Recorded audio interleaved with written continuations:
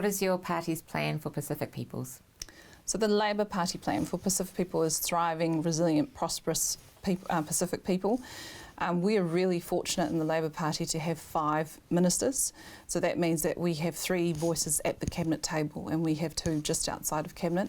So being able to have those voices at the table means we're able to push for initiatives and for programs that benefit Pacific people. And what it's turned out to be is some of the largest investment of any government in Pacific peoples and policies. What is your party's plan for the economic recovery, and how do Pacific people fit into that?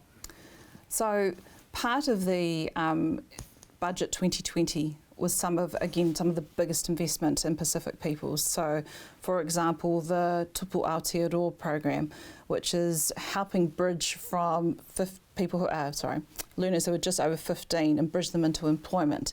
It's helping them with CVs, with driver's licenses, with interview prep. So it's being able to get them work ready to meet the new environment, particularly for those who are not in education, employment or training. So it's being able to put investment into those programs that help Pacific people directly. Another particular policy that was announced in Budget 2020 was a big investment into our Pacific festivals. So those are key for our Pacific communities. You know, you think of Polyfest, you think of Pasifika. That's where we can reconnect and identify with our Pacific homes. So that for the government understanding that during the COVID and the economic recovery that those funding sources have dried up, being able to have those, the ability for those organisers to be able to tap into that government funding is extremely important. Mm-hmm. What would you like people to consider in the upcoming referendum on cannabis? I think it's probably consider for both cannabis and the euthanasia referendum, which is to do your research,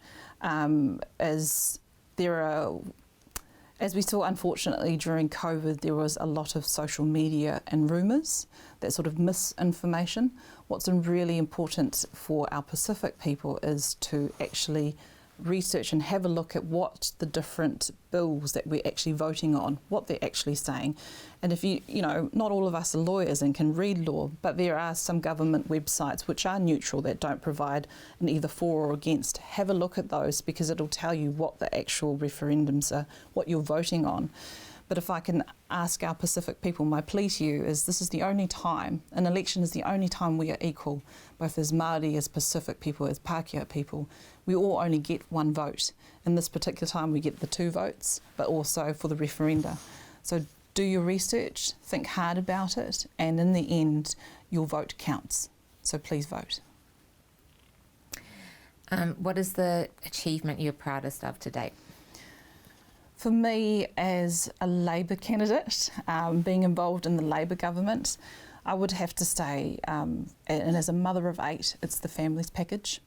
That huge investment through working for families, through the winter energy payment, meant that the cost of living was brought down for a number of our people. In particular, the families package, it was a huge boost in income for a lot of our families. For me personally, as an advisor having worked in the Beehive, for me politically it's being able to work on the gun reforms post the mosque attacks March 15th. So, you know, to be in the thick of it when the Prime Minister decided to ban those particular guns, I was given the privilege to be able to work extremely closely with police to help review those laws, to help push through that piece of legislation. What we did in 27 days is what would normally happen over 18 months. So, you know, there was a lot of sleepless nights during that period, but for me, I'm extremely proud of that leadership and that decision making by the Prime Minister that gave us the mandate to make those changes, because those changes weren't new, they were actually recommended back in 1997. But yeah, for me that's my personal, what I'm most proud of. And how do you want to be remembered? It's always quite a philosophical question. I want to be remembered as a good person who did their best by their community, who was a good mum and just a decent human being. I think that's pretty much sums it up. Yeah. Awesome, thank you. Thank you.